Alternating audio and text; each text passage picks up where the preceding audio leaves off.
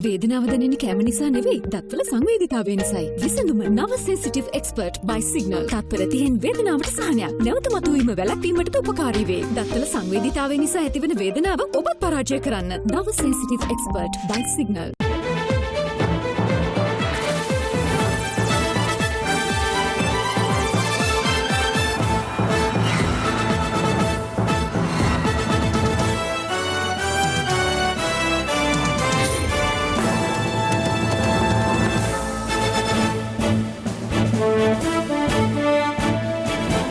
ආයිබෝවන් සියලු සමීක්ෂණ වාර්තා නැවත නැවතත් තහවුරු කළ ශ්‍රී ලංකාවේ අංක 1 ප්‍රවෘත්ති ප්‍රකාශය පැත්ත ගියත් ඇත්ත කියන හිරු රාත්‍රී 9:55 ප්‍රධාන ප්‍රවෘත්ති ප්‍රකාශය සමගින් මම සමීර බණ්ඩාර කපකොටුව මම ශශිකලා කඳුබඩ ආරච්චි ප්‍රථමයෙන් අවධානය ප්‍රවෘත්ති සිරස්තල වෙත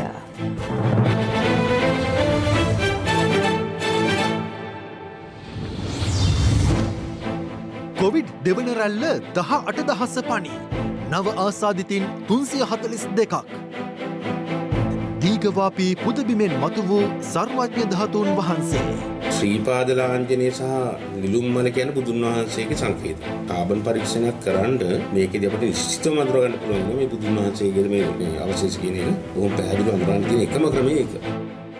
චමල්ට සහ සරත්ට අලුත් ඇමති තනතුරු. ආරක්ෂක සහ තාක්ෂණ ඇමති ධුර ජනපති යටතට. මහවැලි ඉඩම්වල අනවසර පදිංචිකරුවන් ඉවත් කෙරේ. මම යන්නේ වාපයෝ මෙතනින් අඟලක් යන්නේ මම බලන්න. LPL ඇරඹේ ප්‍රථම තරගයේදී කොළඹ නුවර ගැටේ.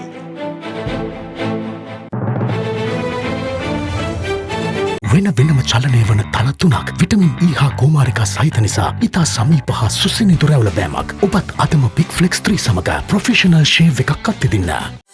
අදම CDB iDeposit ඩිජිටල් ස්ථාවර තැන්පතුවක් අරඹන්න. අම්පාර ඓතිහාසික දීඝවාපිය දාගැබ් පරිශ්‍රයෙන් ශෛලමය මංජුසාවක තිබී හමු වූ ධාතුන් වහන්සේ ගෞතම බුදුරජාණන් වහන්සේගේම දැයි නිර්ණය කිරීම සඳහා කාබන් පරීක්ෂණයක් සිදු කළ යුතු බව පුරාවිද්‍යා කොමසාරිස් ජෙනරාල් සෙනරත් දිසානායක මහතා පවසනවා. මේ අතර රන් කරඩු තුල තිබී හමු වූ සන්නසක තිබූ අපර බ්‍රහ්මී අක්ෂර අද පුරාවිද්‍යා නිලධාරීන් විසින් කියවනු ලැබුවා. දවසේ පුවත අම්පාර ඓතිහාසික දීඝවාපී දාගැබ ආශ්‍රිත කැණීම්වලදී එහි දකුණු වාහල් කඩින් ශෛලමය මංජුසාවක් හමු වූ අතර එහි තිබී රන් කරඬු 4ක් සොයාගෙනුණා. පුරාවිද්‍යා අධ්‍යක්ෂ ජනරාල් සෙනරත් දිසානායක මහතා ප්‍රකාශ කළේ මෙරට පුරාවිද්‍යා කැණීමකදී එකම ස්ථානයකින් හමු වූ වැඩිම කරඬු ප්‍රමාණය මෙය බවයි. එම කරඬු පුරාවිද්‍යා නිලධාරීන් විසින් මෙලෙස පරීක්ෂා කළා. බෝන් පාට්ස් කියලා දාන්නකෝ. රන් කරඬු තුල තිබී රනින් නිම කළ සන්නස් පත්‍රයක් අභිලේඛන සහ නානක විද්‍යා අංශයේ අධ්‍යක්ෂ නාමල් කොඩිතුවක්කු මහතා විසින් කියවනු ලැබුවා. මලිතිස්ස කියන්නේ කනිට්ට තිස්සට. රජුගේ සෝන කියන්නේ සුවර්ණ කියන එක රත්තරන්. මෙම රන් සන්නසට සමාන සන්නසක් 1997 වසරේ ජනවාරි 23 වැනි දින දීඝවාපී දාගැබේ බටහිර වාහල්කඩින් සොයාගත් මංජුසාවේද තිබූ බවයි ඒ මහතා වැඩිදුරටත් ප්‍රකාශ කළේ. මහල්ලක නාග රජතුමාගේ පුත් මලිතිස්ස මහ රජතුමා විසින් කරන ලද්දක් බව එක සඳහන් වෙනවා. ක්‍රිස්තු වර්ෂ 2 වෙනි සියවසට අයත් අප්‍රබ්‍රාහ්මී අක්ෂරයෙන් තමයි මේක සඳහන් වෙන්නේ. මහානක රජහ පුත. ඒ කියන්නේ මහල්ලක නාග රජතුමාගේ පුත්‍රයා තමයි මම. ඒ රජතුමාගේ සෝවන තුබේ සෝවන කියන්නේ සුවන්න කියන එක. නැත්නම් රත්තරන් කියන එක. තුබේ කියන්නේ ස්තූපේ නැත්නම් කරඬුව කියන එක. මෙන්න මේ අනන්‍යතාවය එයා තමන් කරපු කාර්යය තහවුරු කරන රම්පත්‍රයක ලියලා. මෙතෙන්දි තහවුරු වෙන එක දෙයක් තමයි අදින් වසර 2200කට පෙර තන ස්තූපයක් කරා වෙන්න පුළුවන්. ඊට පස්සේ අදින් වසර 1800කට පෙර කනිට්ටිසිත රජතුමාගේ කාලේ මේ වගේ ප්‍රතිසංස්කරණයක් කරලා ආයක පීඨයව කියන එක තහවුරු වෙනවා මේ පරීක්ෂණය තුලින්. මෙම සර්වඥ ධාතුන් වහන්සේ ආගමික වතාවත් සිදු කිරීමෙන් අනතුරුව දිස්ත්‍රික් ලේකම් කාර්යාලයේ සුවිශේෂී මණ්ඩපයක තැන්පත් කිරීමටයි පියවර ගැනුණේ. දීඝවාපී පුදබිමෙන් හමු වූ මෙම ධාතුන් වහන්සේ පිළිබඳ පුරාවිද්‍යා අධ්‍යක්ෂ ජනරාල් සෙනරත් දිසානායක මහතා මෙලෙස අදහස් පළ කළා. මේකෙන් පේනවා මේක රාජකීය අනුග්‍රහයකින් තැන්පත් කරපු කරුණක්. තවත් සාක්ෂිත් එක්ක එකතු වුණාට පස්සේ මේක සර්වඥ ධාතු කියන නිගමනය අපේ බොහෝ දුරට තියෙනවා. මේක කරඬුවක තුර තිබුණු වංජුසාවක ශ්‍රීපාද ලාංඡනයක් තව සම්බුග පත්ලේ නිලුම් මලක් තියෙනවා කොටලා. ඉතින් ශ්‍රීපාද ලාංඡනය සහ නිලුම් මල කියන්නේ බුදුන් වහන්සේගේ සංකේත. කාබන් පරීක්ෂණයක් කරන්න මේකේදී අපිට නිශ්චිතව අඳුර ගන්න පුළුවන් වෙනවා මේ බුදුන් වහන්සේගේ මේ අවශේෂ කියන එක. බොහොම පැහැදිලිව අඳුරන්න තියෙන එකම ක්‍රමය ඒක. දවසේ පුවත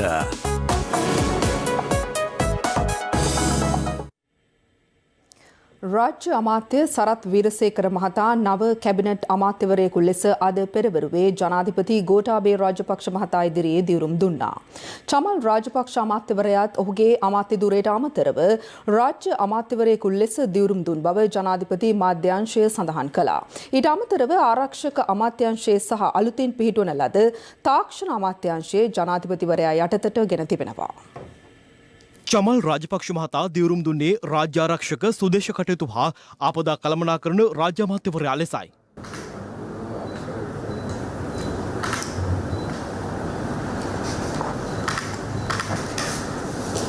මේ අතර පළාත් සභා හා පළාත් පාලන රාජ්‍ය අමාත්‍යවරයා ලෙස කටයුතු කරන රිය අද්මිරාල් සරත් වීරසේකර මහතා අද මහජන ආරක්ෂක කැබිනට් අමාත්‍යවරයා ලෙස දියුරුම් දුන්නා.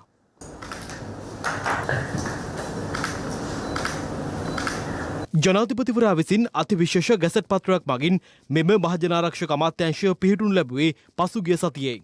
එමගින් මීට පෙර අභ්‍යන්තර ආරක්ෂක අමාත්‍යාංශයට තේ තිබූ පොලිස් දෙපාර්තමේන්තුව සහ ආරක්ෂක අමාත්‍යාංශයට තේ තිබූ සිවිල් ආරක්ෂක දෙපාර්තමේන්තුවද එම අමාත්‍යාංශය යටතට පත් කරනු ලැබුවා. ඒ අනුව වත්මන් රජයේ කැබිනට් අමාත්‍ය ධුර සංඛ්‍යාව 29 දක්වා ඉහළ ගොස් තිබෙනවා. මේ අතර ආරක්ෂක අමාත්‍යාංශය සහ අලුතින් පිහිටුණු ලද තාක්ෂණ අමාත්‍යාංශය ජනාධිපතිවරයා යටතට පැවරෙන බව ජනාධිපති මාධ්‍යාංශය නිවේදනය කළා. මේ අතර නව අමාත්‍ය ධුරයේ දියුරුම් දුන් රිය අද්මිරාල් සරත් වීරසේකර මහතා කුණුපිටිය ගංගාරාම විහාරස්ථානයේ වෙත පැමිණ ආගමික වතාවත්වල නිරත වුණා. පාතාලයට සම්බන්ධ වෙලා තියෙන අය ඉන්නවා නම් ඒ අයට අපි ආරාධනා කරන යහපත් සමාජයට ඇවිල්ලා එයාගේ එදිනදා කටයුතු කරන්න කියලා. මොකද ඉදිරියේදී ජනතාවට බියන්සකින් තොරව ජීවත් වෙන්න පුළුවන් සමාජයක් හදන්න නම් අපි පාතාලය සම්පූර්ණයෙන්ම ඉවත් කළ යුතුයි. වගේම තමයි අන්තවාදය සහ ත්‍රස්තවාදයට ඉඩ දෙන කාටවත් අපි කිසිම සමාවක් දෙන්නේ නැහැ. PCR පරීක්ෂණ මගහරින පුද්ගලයන්ට එරෙහිව අපරාධ නීතිය යටතේ කටයුතු කරන බව පොලිස් මාධ්‍ය ප්‍රකාශක නියෝජ්‍ය පොලිස්පති අජිත් රෝහණ මහතා පවසනවා. මේ අතර අලුතින් ආසාදිතයන් 342 දෙනෙකු වාර්තා වීමත් සමග කොවිඩ් දෙවන රැල්ලේ පොකුර 18280ක් බවට පත් වුණා. නව මරණ දෙකක් වාර්තා වීමත් සමග මෙරට සමස්ත කොවිඩ් මරණ සංඛ්‍යාවද 96 දක්වා ඉහළ ගොස් තිබෙනවා.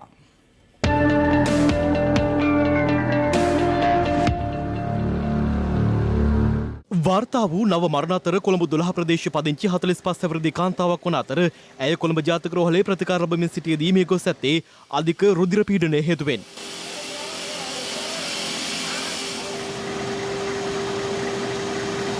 මියගොස් ඇති අනෙක් පුද්ගලයා 80 හැවිරිදි අයෙකු වන අතර ශ්‍රී ජයවර්ධනපුර රෝහලේ සිට කොවිඩ් ආසාදිතයෙකු බවට හඳුනා ගැනීමෙන් පසු පිඹුර මූලික රෝහලට ඇතුළත් කර තිබෙනවා. මරණයට හේතුව ලෙස දක්වා ඇත්තේ කොවිඩ් ආසාදනයත් සමග උග්‍ර වූ අක්මා රෝගී තත්ත්වයක්.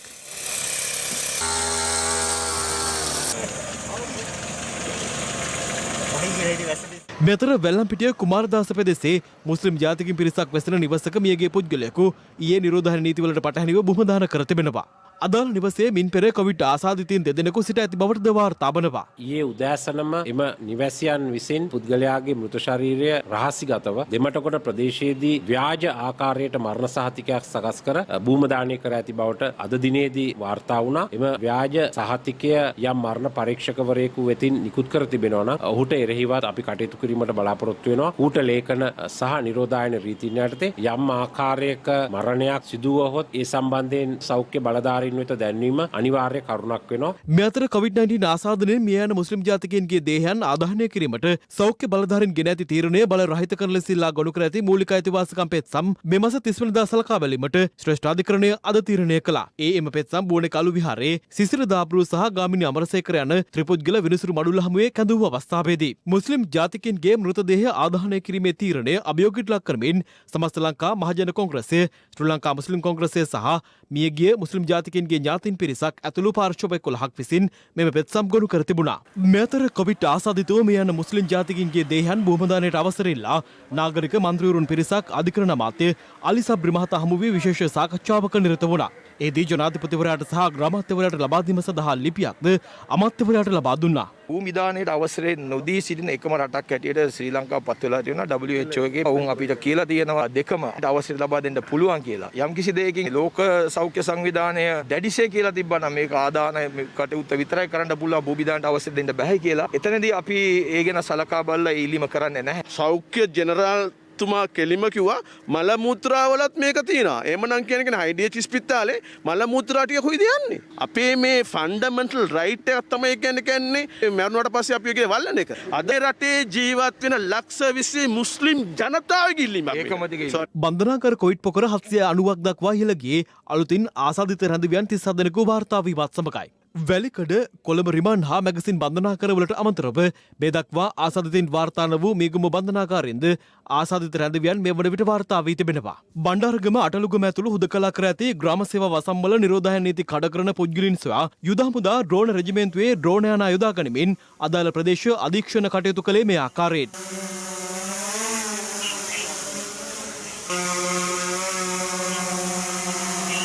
අද වෙනකොට සෞඛ්‍ය අංශවලට සහ ආරක්ෂා අංශවලට දැඩි අර්බුදයක් බවට පත් වෙලා තියෙනවා. මේ අටලුගම ප්‍රදේශයේ අපේ සහෝදර මුස්ලිම් ජනතාව මේ PCR පරීක්ෂණ වලට නොපැමිණීමේ හේතු ඊයේ දවසේ පැමිණිය 16 දෙනා. PCR පරීක්ෂණ වලට පෙනී සිටින ලෙස දන්නු සමහර පුද්ගලයන් එයින් මගහරන බවට වාර්තා වෙනවා. මේ බරපතල ක්‍රියාවක්. යම් කෙනෙක් එවැනි ක්‍රියාවල යෙදෙනවා නම් ඔවුන්ට ලංකාවේ අපරාධ නීතිය යටතේ නඩු පැවරීමට පොලිසිය කටයුතු කරනවා. මේ අතර වටවල කුයිල්වත්ත ප්‍රදේශයේ 17 වෙනි පාසල් සිසුවෙකුට COVID-19 වෛරසය ආසාදනය වේ තිබෙනවා. කුයිල්වත්ත දමිළ විද්‍යාලයේ 12 වන වසරේ ඉගෙනුම ලබන ඔහු ඊයේ දිනේ පාසලට ගොස් ඇතත් විදුහල්පතිවරයා සහ ආචාර්ය මණ්ඩලය විසින් හරවා යවා තිබුණේ කොළඹ සිට පැමිණ ඇති බව පවසමින්. ආසාදිත සිසුවා ඔහුගේ මිත්තනිය සමග පාසල් නිවාඩුවට තම මව හා පියා පදිංචිව සිටින කොළඹ ඔරුගොඩවත්ත ප්‍රදේශයේ නිවසට පැමිණ ඇති බව අනාවරණ වේ තිබෙනවා. මේ අතර 19 අනුව සුවසැරිය සේවකින්ට ප්‍රමාණවත් පරිදි සෞඛ්‍ය ආරක්ෂිත පහසුකම් නොමැති බවට චෝදනා කරමින් ප්‍රවෘත්ති සාකච්ඡාව පැවැත්වූ එම ගිලන් රථ සේවක සංගමේ සමාජිකින් තිදෙනාගේ සේවය අත්හිටුවා තිබෙනවා. ඔවුන් එම ප්‍රවෘත්ති සාකච්ඡාවක් ඇඳවා තිබුණේ පෙරේදායි. අපිට මේ වෙනකොට ඇවිල්ලා තියෙන පුද්ගල ආරක්ෂක උපකරණවත් ප්‍රමාණවත් මදි. මේ සේවකයන් මේ විදිහට ගියොත් අපි කොච්චර අකමැත්තෙන් වුණත් මේ ගිලන් රථ 298 නවතින දවසක් එයි.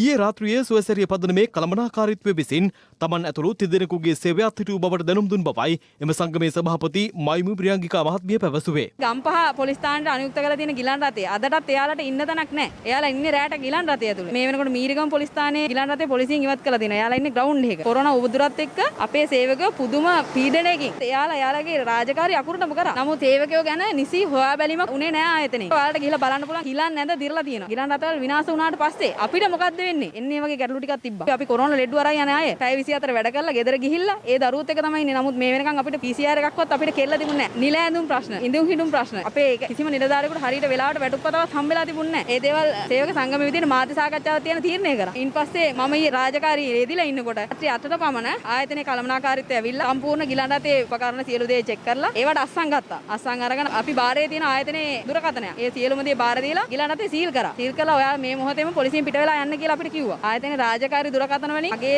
රාජකාරී දුරකථනයට මරණ තරජන බව එල්ල වුණා. මග ළඟ හඬපට සියල්ලම සුරක්ෂිත තියෙනවා. ඉතින්දී අපි කතා කරේ අපේ සේවකයන්ගේ සේවය සුරක්ෂිත වීමයි, රාජ්‍ය අනුග්‍රහය සදා ලබා ගැනීමයි, ප්‍රමාණවත් මූලික පහසුකම් ලබා ගැනීමයි අපේ අරමුණ උනේ. ඒකේ ප්‍රතිඵලයක් හැටියට අද වෙනකොට අපේ තිදෙනාගේ රැකියාවන් අහිමි කරලා තියෙනවා. කරුණිකව ඉල්ලා සිටිනවා ජනාධිපතිතුමාගෙන් හා සෞඛ්‍ය අමාත්‍යතුමියගෙන් අපේ මේ ආයතනය හරහා වෙන මූල්‍ය වංචා හා අපිට වෙන අකටයුතුකම් තුමාගේ අවධානය වෙනුවෙන් යොමු වේවා කියලා. මේ සම්බන්ධයෙන් සුවසැරිය පදනම විසින්ද නිවේදනයක් නිකුත් කර තිබෙනවා.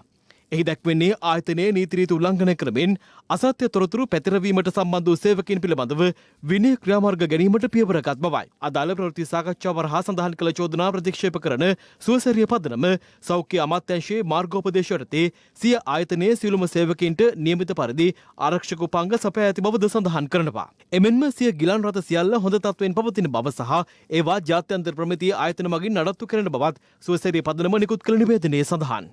බහනුවර පොදු වෙළඳපොලේ අහඹු ලෙස සිදු කළ PCR පරීක්ෂණවලදී කිහිප දෙනෙකුට කොවිඩ් ආසාදනය වී ඇතැයි තහවුරු වී ඇති අතර ඉන් අනතුරුව අද පෙරළුවේ පොදු වෙළඳපොළ වසා දැමීමට සෞඛ්‍ය බලධාරීන් පියවර ගත්තා.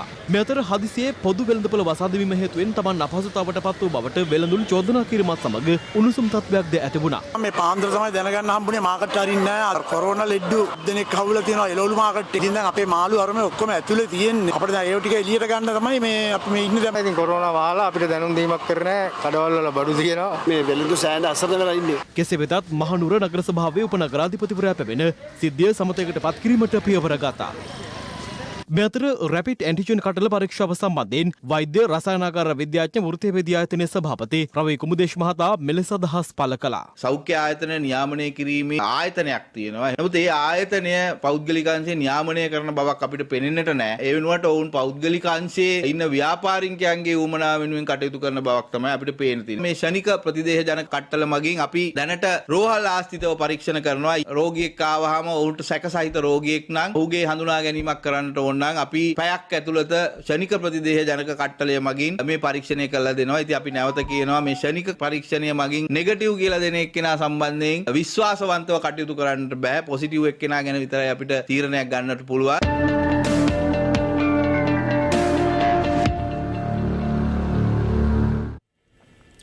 තවත් කොවිඩ් ආසාදිතයන් 211 දෙනෙකු අලුතින් වාර්තා වූ බව යුද හමුදාපති ලුතිනන්ට් ජෙනරාල් ශවින්ද්‍ර සිල්වා මහතා සඳහන් කළා. ඒ අනුව අද දිනේ ආසාදිතයන් 553 දෙනෙකු අලුතින් හඳුනාගෙන තිබෙනවා. කල්මුනේ අධ්‍යාපන කලාපයේ සියලු පාසල් හෙට සිට සතියක කාලයක් වසා දැමීමට තීරණය කර තිබෙනවා. ඒ අක්කරේපත්තු සහ සයින්ද මර්තු ප්‍රදේශවලින් COVID-19 ආසාදිතයන් හඳුනා ගැනීම හේතුවෙන්. මේ අතර ආසාදිතයන් වාර්තා වීමත් සමග හලාවත පොලිස් වසමේ ග්‍රාම නිලධාරී වසම් 5ක් සඳහාද සංචරණ සීමා පනවා තිබෙනවා.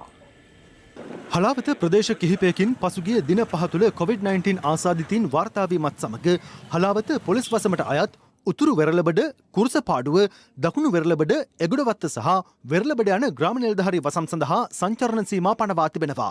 ඒ අනුව එම ප්‍රදේශවලට ඇතුළු වීමට පැමිණි රථවාහන නැවත හරවා යවුනේ මෙලෙසින්.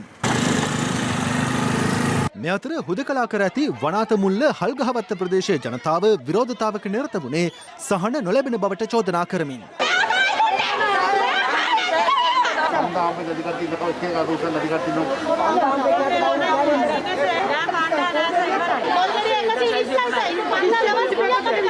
කොවිඩ් හේතුවෙන් අසරණ වූ පවුල් සඳහා භාණ්ඩ බෙදා දීමේ වැඩසටහනක් කොළඹ මහනගර සභාව විසින් බොරැල්ල දුම්රිය ක්‍රීඩා පිටියේදී දියත් කර තිබුණා. ජනතාව එහිදී චෝදනා කළේ එම වැඩපිළිවෙල නිසි ක්‍රමවේදයකින් තොරව ක්‍රියාත්මක කිරීම හේතුවෙන් Taman අපහසුතාවට පත්වන බවටයි.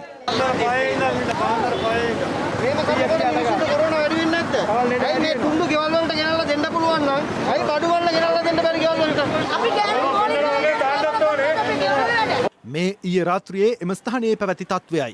12ට එන්නකුවා 12ට දීලා නවත්තුවා දැන් කියනවා ආයි බඩු නැහැ. ඒ වගේ අපරාධ කරන්න එපා මිනිස්සුන්ට. මිනිස්සු මෙච්චර කොරෝනා හැදුනොත් හරි කමක් නැහැ කියලා මෙතන පොලිමේ ඉන්නේ මොකටද? තමන්ගේ ළමයින්ට බඩගිනින් ඉන්න නැතුව ගෙදර බඩු කෑම දෙන්න ඕනේ කියලා. ඇයි මෙහෙම මේ රස්තියාදු කරන්නේ මිනිස්සු? මේ අතර COVID-19 ව්‍යාප්තිය සැලකිල්ලට ගනිමින් කල්මුනේ ප්‍රදේශයේ පාසල් සතියක කාලයක් වසා දැමීමට තීරණය කර තිබෙනවා. ඒ අම්පාර දිස්ත්‍රික්කය තුළ සිදු කළ අහඹු PCR පරීක්ෂණ වලින් COVID ආසාදිතයින් 21 දෙනෙකු හඳුනා ගැනීම හේතුවෙන් නැවත පාසල් ආරම්භ කරන දිනය පිළිබඳ ඉදිරියේදී දැනුම් දීමට නියමිත බවයි පළාත් ආණ්ඩුකාර අනුරාධා යහම්පත් මහත්මිය පැවසුවේ. ඊට අමතරව අක්කරේපත්තු සයින්ද මරුදු සහ අඩ්ඩාලච්චේන ප්‍රදේශවල පවතින අවදානම සැලකිල්ලට ගනිමින් සංචරණ කටයුතු සීමා කරන ලෙසද ඇය ජනතාවගෙන් ඉල්ලීමක් කරනවා. මේ අතර කොවිඩ් ආසාදිත මාපිය යෝලකගේ දරුවන් පාසලට පැමිණීම හේතුවෙන් අම්බලන්ගොඩ ධර්මාශෝක මහාවිද්‍යාලය සහ කුලරත්න මහාවිද්‍යාලයේ පසුගියදා ගැටලුකාරී තත්ත්වයක් ඇති වුණා. කෙසේ වෙතත් අදාළ දරුවන් සඳහා PCR පරීක්ෂණ සිදු කර ඇති අතර ඔවුන් කොවිඩ් ආසාදිත නොවන බවට එහිදී තහවුරු වී තිබෙනවා. එම නිසා අදාළ පාසල්වල අධ්‍යයන කටයුතු හෙට සිට සාමාන්‍ය පරිදි සිදු කරන බව විදුහල්පතිවරුන් සඳහන් කළා. අපිට අධ්‍යයන කටයුතු සිදු කරන්නට පුළුවන් දරුවන් පාසල් පැමිණෙනවා නම් දැන් පළමු PCR පරීක්ෂණයේ ප්‍රතිඵල නිකුත් වී තිබෙන නිසා මම හිතන්නේ දෙමව්පියෝ දරුවන්ගේ අධ්‍යාපනය පිළිබඳ සැලකිලිමත් වුණොත් හොඳයි. අපි සෞඛ්‍ය ආරක්ෂිතව පාසලට පැමිණෙනවා නම් පාසල් පරිශ්‍රය හොඳින්ම සෞඛ්‍ය ආරක්ෂිතව සකස් කරලා තියෙනවා. ධර්මාශෝක මහාවිද්‍යාලයට පැමිණ සිටියේ එක් ශිෂ්‍යාවක් පමණයි. ගමේ හැමදෙනාම බය වෙලා තිබ්බත් අපේ ඉස්කෝලේ සෞඛ්‍ය ආරක්ෂිත නැහැ කියලා මට වගකීමක් තියෙන නිසා මම අද පාසලට පැමිණියා. ඒ වගේම මම මගේ දම්සෝහ සහෝදර සහෝදරියන්ගෙන් ඉල්ලා සිටිනවා පාසල් පරීක්ෂය ඉතාමත් සෞඛ්‍ය ආරක්ෂාකාරී ලෙස පවතින බැවින් ඉගෙනීම් කටයුතු පාඩු කරගන්න නැතුව සුපුරුදු පරිදි පාසලට පැමිණෙන ලෙස. මේ අතර කොවිඩ් ආසාදිත මවකගේ දරුවෙකු පාසලට පැමිණීම හේතුවෙන් රත්නපුර කිරියැල්ල පහළගම විද්‍යාලය ලබන මාස 10 වෙනිදා දක්වා වසා දැමීමට පියවරගෙන තිබෙනවා. අදාළ දරුවා ඉගෙනම ලැබූ පන්තියේ සිසුන් 13 දෙනෙකු ස්වයං නිරෝධනය සඳහා යොමු කිරීමට පියවර ගැනුණා. කොවිඩ් ව්‍යාප්තිය හමුවේ තෙවන වාරයේ පාසල් ආරම්භ කිරීම සම්බන්ධයෙන් ගුරු සංගම් මෙලෙස අදහස් පළ කළා. කාර්යසාධක බලකායේ මාධ්‍ය සාකච්ඡාවකදී කියලා තියෙනවා පැහැදිලිවම ලංකාවේ කොවිඩ් අවදානමේ 3 වෙනි මට්ටමේ ඉන්න කියලා. සෞඛ්‍ය අමාත්‍යාංශ දීලා තියෙන නිර්දේශ තමයි මේ තියෙන්නේ. 3 වෙනි මට්ටමේදී කියන්නේ සම්පූර්ණයෙන්ම ස්කූල් ක්ලෝස් කියලා තියෙන්නේ. එතකොට ඒකයි පාසල් ආරම්භ කිරීමේ තීරණයයි අතර තියෙන පරස්පරතාවය සම්බන්ධයෙන් මොකක්ද අනුගමනය කර පිළිවෙත. මේ අතර පාසල් ආරම්භ කිරීම සම්බන්ධයෙන් අද පාර්ලිමේන්තුවේදීද අදහස් පළ වුණා. ඔබතුමාලට තිබුණා සති 2කට 3කට පමණ පෙර නිසි සැලැස්මක් තුළ මේ වැඩ කටයුතු ක්‍රියාත්මක කරන්න. පුළුල් සාකච්ඡාවට පස්සේ තමයි ඒ තීරණය ගත්තේ. ප්‍රායෝගික තත්ත්වය තමයි මේක පටන් ගන්නකොට 23 වෙනිදා ළමයි පාසලට ආවේ 134යි. ඊයේ 151යි. පාසල් වලට යන ළමයින්ගේ දෙමව්පියන්ට මම මොනවද කියන්නේ? ඒගොල්ලෝ ඔක්කොම අගුල දාලා ගෙදර තියාගන්නයි කියලාද කියන්නේ? ඔන්ලයින් ක්‍රමවේදය නිර්මාණය කරලා ඉදිරියට ගෙන යන්නට මාස 8ක් 9ක් තිබුණා. ඒ අමාරු කාර්යය කරන්න නැතුව ඔබතුමන්ලා කෙටි පාරක් අරගත් එකයි අපි දකින්නේ. අපි හරි දේ කරනවා. ඔබතුමා මට කියන්න කොයි රටේද ඔක්කොම පාසල් වහලා තියෙන්නේ? එංගලන්තේ වහලාද? ප්‍රංශේ වහලාද? ඇමරිකාවේ වහලාද? ඔබතුමා පොඩ්ඩක් බලන්නකෝ එංගලන්තේ කීයක් මැරිලාද? ප්‍රංශේ කීයක් මැරිලාද? ඔබතුමා ඒ සංඛ්‍යාලයක ඉදිරිපත් කරන්නේ නැහැ. අපේ යහපාලන ආණ්ඩුව කාලේ මේ පාර්ලිමේන්තුව ඇතුලේ අපි Wi-Fi ටැබ් ගැන කතා කරනකොට අපිට hina වුණා. මතක නේද? අද ඒ ටැබ් ටික දීලා තිබ්බනම් දුරස්ථ අධ්‍යාපනය ඉතාමත් සාර්ථකව කරගන්න. මේ අතර අධ්‍යාපන අමාත්‍ය මහාචාර්ය ජී.එල්. පීරිස් මහතා සඳහන් කළේ හුදකලා කර ඇති ප්‍රදේශවල පාසල්ද දෙසැම්බර් මාස මුල් සතියේදී ආරම්භ කිරීමට බලාපොරොත්තු වන බවයි. දෙසැම්බර් මාසයේ පළවෙනි සතිය හෝ දවස් 10 තුල පාසල් විවෘත කිරීමට පුළුවන් කමක් නැතිනම් يعني බස්නාහිර පළාතේ කොළඹ ගම්පහ කළුතර දිස්ත්‍රික්කවල හා දිවයිනේ සෙසු ප්‍රදේශවල හුදකලා කරන ලද පොලිස් වසම් තුල තිබෙන පාසල්. ඒ පාසල් වල 10 11 ශ්‍රේණි ආරම්භ කිරීමට බැරි නම් අපිට සලකා බලන්න වෙනවා සාමාන්‍ය පෙළ විභාගයේ කල් දැමීම උචිතද කියලා. දැන් තියෙන දින ජනවාරි 18 ඉඳන් 27 දක්වා. ඒක ඒ විදිහටම තියාගන්නවාද එහෙම නැත්නම් යම්කිසි වෙනසක් අවශ්‍යද කියන තීරණය ගැනීමට සිදු වෙනවා. තව සතියක් විතර බලලා. අයවැය කාරක සභා අවස්ථාවේදී අද විවාදයට ගැනුණේ කෘෂිකර්ම සහ වාරිමාර්ග අමාත්‍යාංශවල වැය ශීර්ෂයයි.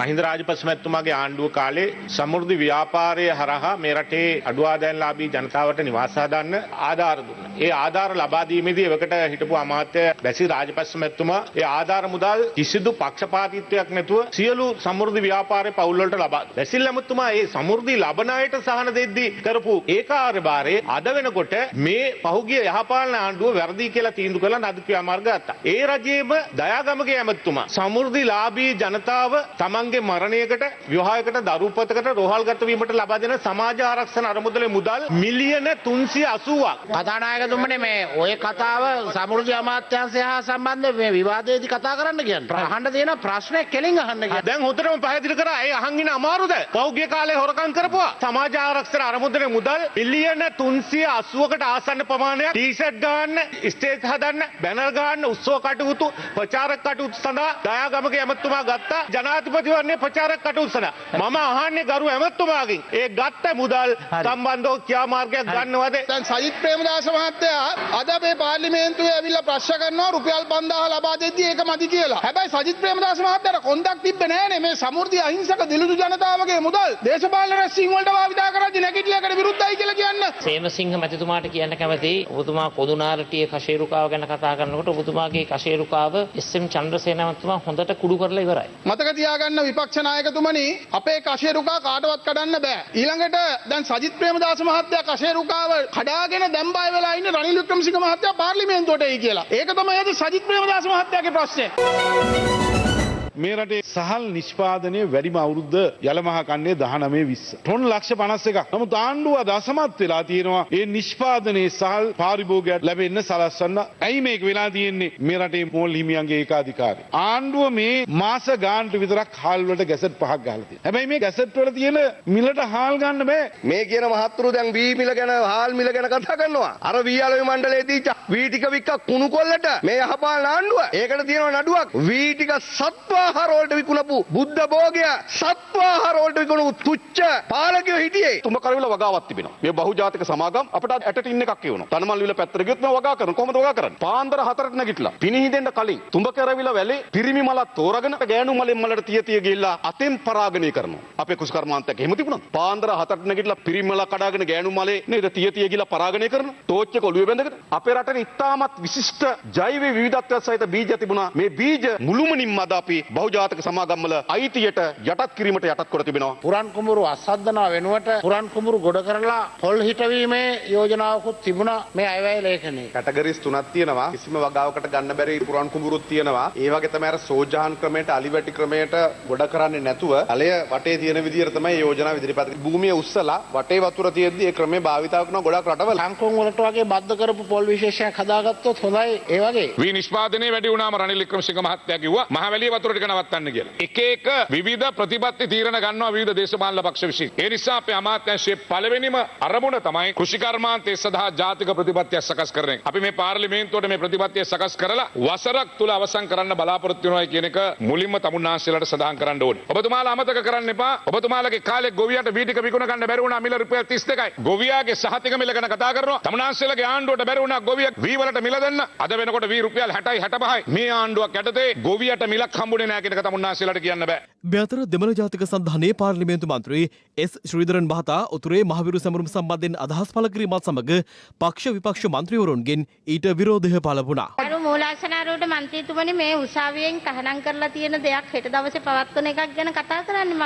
කතිකාවක් මේ උත්තරීතර සභාව තුළ නිර්මාණය වීම ඉතාම අශෝභනයි. මේක අධිකරණයේ තීන්දුවක්. මේ අධිකරණයේ තීන්දුව හැන්සාට් ගත කිරීම සඳහා මේම කතා කරන්නේ. හැන්සාට් ගත කිරීම ඉවත් කරන්න කියලා මම ඉල්ලීමක් කරනවා. ස්ථාවර නියෝග වලට පටහැනි යම් කාරණා තියෙනවා. සියල්ල හැන්සාට් ගත වීම ඉවත් කරන්න කියන නියෝගය ලබා දෙනවා. உறுப்பினர் அவர்களே நான் பிறந்த நாளை பற்றி எதுவும் சொல்லவில்லை. ගරු මන්ත්‍රීතුමා පහුගිය රජයත් කවදාවත් මහවිරු දිනයේ සැමරීම අනුමතනම් කරේ නැහැ. ඔබතුමා මේක දැන් පටල වෙන වෙන ක්‍රම වලින් දානවා. මේකට සංස්කෘතිය පටලන්න හදනවා එක එක ඒවා. නමුත් මහවිරු දිනය කියන කතාව අපි හැමදාම ප්‍රතික්ෂේප කරා. අපි දැනුත් ප්‍රතික්ෂේප කරනවා. මන්ත්‍රීතුමා ඥාතීන් සිහි කරන්න ඕන කෙනෙකුට පුළුවන්. නමුත් මහවිරු දිනය කියන වචනය LTT ත්‍රස්තවාදී සංවිධානයේ මියගිය අය සමරන පාවිච්චි කරන වචනයක්. ඥාතීන් සිහි කිරීම මියගිය කෙනෙකුට ඕන කෙනෙකුට පුළුවන් ත්‍රස්තවාදියෙක් වුණත් දෙමව්පියන්ට පුළුවන්. නමුත් මහවිරු දිනය කියන්නේ ඒක වෙනම බයිලයක් වෙනම කතාවක්. ඒක හන්ද ඒ දෙක පටල ගන්න එපා. ගරු ශ්‍රීධර මන්ත්‍රීතුමා ඔබතුමාගේ කතාව තුළ නිර්මාණය වෙන මේ ගැටලුසහගත තත්ත්වය නිසා කරුණාකර අද දිනයට නියමිත වැල් ශීර්ෂයේ අදහස් දක්වන්න.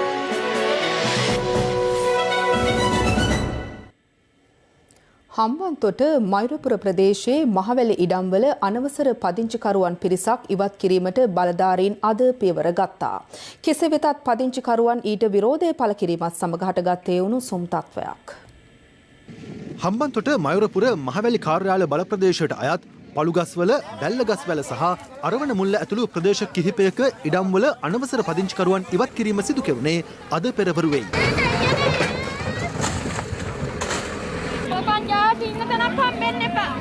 මෙතනින් අඟලක් යන්නේ මම මරන්න මරලා ගන්න මරන්න වෙලී තියලා මරන්න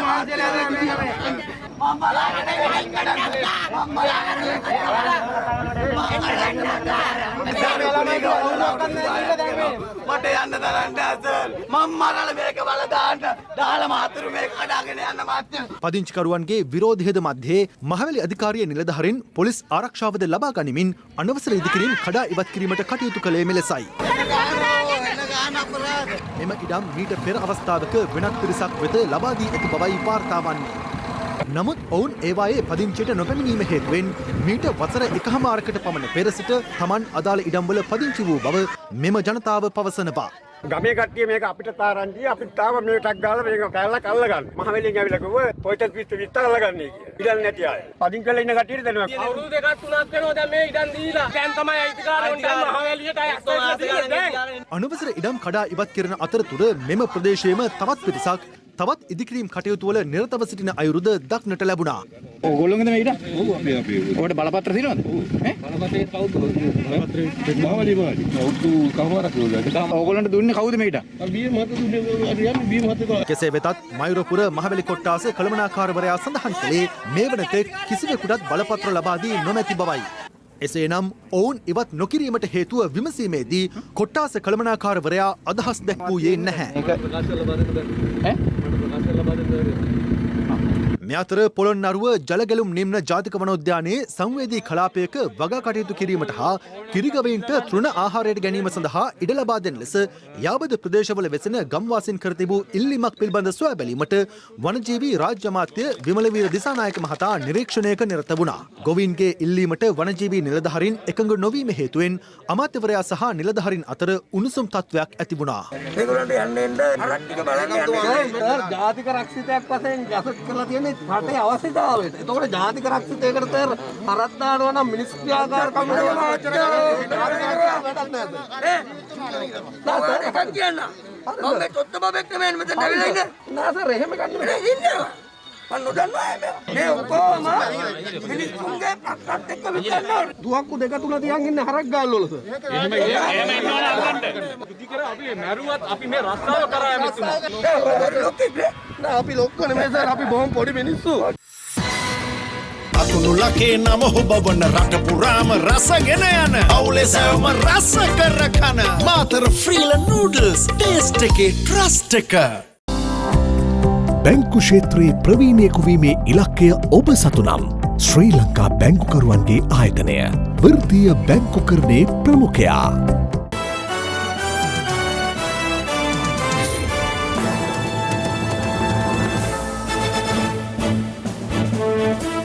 වැලි පස් සහ බොරළු ප්‍රවාහනයේදී රජයට අයවිය යුතු රුපියල් කෝටි ගණනක මුදලක් අහිමි කරමින් සිදු කරගෙන යන මහා පරිමාණ ජාවාරමක් පිළිබඳව හිරු CIA තොරතුරු හෙළි කරගත්තා. භූවිද්‍යා සමීක්ෂණ සහ පතල් කාර්යාංශයේ ලේඛනවල තොරතුරු වෙනස් කරමින් සිදු කරගෙන යන එම මහා පරිමාණ ජාවාරම පිළිබඳවයි අද CIA අනාවරණය.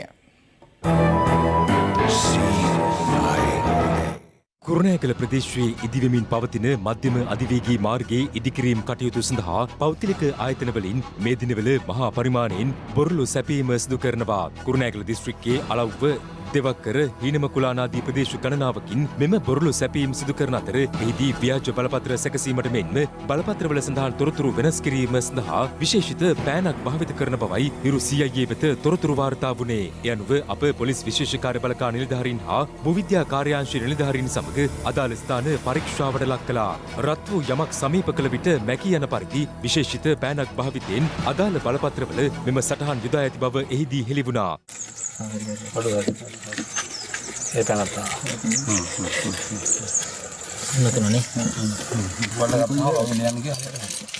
දැන් සනීපයි මේකනේ කොහොමද වෙලාව දැම්ම උදේ වෙලාව දැම්මනේ ඒක කොහෙද දාපු වෙලාවද දැන් තුනක් ගිහලා ලිව්වනම් කොහොමද මේකුනේ දැන් අපිට කියන්නේ මේක ලියු පෑනකෝ කියලා පෑනකෝනේ නෑ මේකෙන් තමයි ලියන්නේ ඉතින් පෑන දෙන්න බැයි නම් ඔයා අපිත් එක්ක මේ වලේ අප නෑ හොඳේ බොරළු මෙන්ම වැලි හා පස් ප්‍රවාහනයේදීද ජාවාරම්කරුවන් භාවිත කරන සටහන් මකා දැමීමේ මෙම ක්‍රමවේදය හරහා ඔවුන් මේ වන විටත් රාජ්‍යයට විශාල මුදලක් අහිමි කර අවසන්. තොරතුරු ලැබුණේ ව්‍යාජ ලෙස බලපත්‍ර සකස් කරන ස්ථානයක් කියලා. සකස් කරන බලපත්‍ර මේ ස්ථානයෙන් තමයි නිකුත් වෙන්නේ. ලියවුවාම නැගන පෑනක් උපයෝග කරගෙන මේගොල්ලෝ ප්‍රවාහන බලපත්‍ර අවභාවිත කරනවා. ඒ අරේ තමයි මේගොල්ලන්ට නඩු බවරන්නේ අපි. ඔබේ තිස කෙස්වලත් ආරක්ෂාව වෙනුවෙන්ම ලයිෆ් බොයි ඩබල් සැෂේ දැන් රුපියල් 10ක් පමණයි. SLT වෙතින් ඔන්ලයින් ලර්නින් සහ ඔන්ලයින් වර්කින් සඳහා ඇදහිය නොහැකි ඩේටා දීමනා GB 30ක් රුපියල් 195යි GB 100ක් රුපියල් 490යි අඩුම මිලට වැඩිම ඩේටා SLT වෙතින්. Safeguard hand sanitizer නවතම නිෂ්පාදන පෙළ නිරෝගීමත් දිවයකට මහා බ්‍රිතාන්‍ය විශ්වවිද්‍යාලයන්ට අනුබද්ධ විශ්වවිද්‍යාල ප්‍රතිපාදන කොමිසම මගින් පිළිගත් තොරතුරු තාක්ෂණයේ ඉංජිනේරු විද්‍යාව හා ව්‍යාපාර කළමනාකරණ උපාධි පාඨමාලා සමග ඔබේ අධ්‍යාපන දිවියේ ඉදිරි පියවර තබන්න බඳවා ගැනීම ආරම්භ කර ඇත. 0772665555 Slit Academy.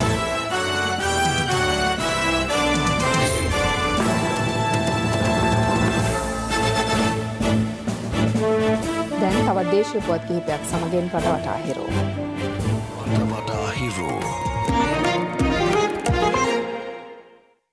COVID-19 ව්‍යාප්තියත් සමග දුෂ්කරතා රැසකට මුහුණ පා සිටින අපේම ජනතාවගේ සුවසහනය වෙනුවෙන් ක්‍රියාත්මක රට වෙනුවෙන් හිරු සහන යාත්‍රා ක්‍රියාන්විතය යටතේ ශ්‍රී ලංකා රතුකුරුස සමාජය හා එක්ව අලුත්ගම, හෙට්ටිමුල්ල, බේරුවල, පයාගල කටුකුරුන්ද කළුතර දකුණ දුම්රිය ස්ථාන මෙන්ම අලුත්ගම බස් නැවතුම්පොළ හා කළුතර දකුණ බස් නැවතුම්පොළ විෂ බීජ හරණය කිරීම අදත් සිදු කෙරුණා. එමෙන්ම වත්තල සෞඛ්‍ය වෛද්‍ය නිලධාරී කාර්යාලයේ කාර්ය මණ්ඩලය වෙත ආරක්ෂිත ඇඳුම් සහ මුව ආවරණ ලබා දීමද අද මෙලෙස ක්‍රියාත්මක කෙරුණා. කොල්ලපිටිය පොලිසිය අපරාධංශ ස්ථානාධිපතිවරයා කොළඹ ගාලු මෝදර පිටියේ අද පෙරවරුවේ ව්‍යායාමවල නිරත වී සිටින අතරතුර හදිසියේ මිය ගොස් තිබෙනවා. මෘත ශරීරය සම්බන්ධයෙන් සිදු කළ PCR පරීක්ෂාවේදී හෙළි වී ඇත්තේ ඔහුට කොවිඩ් ආසාදිතව නොමැති බවයි.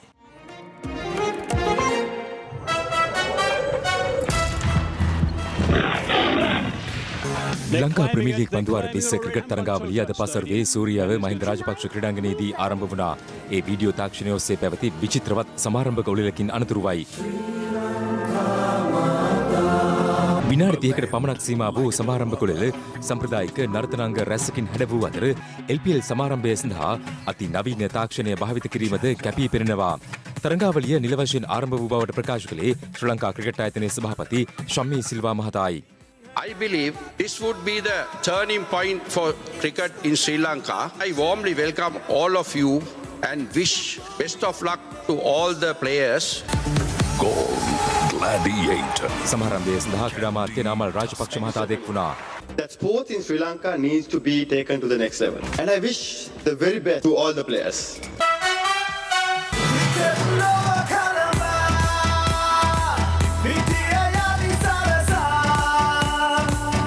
සමාරම්භක තරගයේදී ඇන්ජලෝ මැතිව්ස්ගේ නායකත්වයෙන් යුත් කොළඹ කිංස් කණ්ඩායම සහ කුසල් ජනිත් පෙරේරාගේ නායකත්වයෙන් යුත් කැන්ඩි ටස්කර්ස් කණ්ඩායම තරග බිමට පිවිසියා. This time he gets it right. This time he gets it right. හිරු රාත්‍රී 9:55 ප්‍රධාන ප්‍රවෘත්ති ප්‍රකාශයමින් නිමවට පත් වෙනවා. පැත්ත නොගත් ඇත්ත දැනගැනීමේ අයිතිය තවදුරටත් තහවුරු කරගන්නට තිරේ දිස්වන පරිදි හිරු SMS ප්‍රවෘත්ති සේවාව ඔබේ ජංගම දුරකථන ජාලයට අනුව සක්‍රිය කරගන්න. අපි යලි හමුවන්නේ හෙට 11:55 මධ්‍යහන ප්‍රවෘත්ති සමගින්. සුබ රාත්‍රියක්.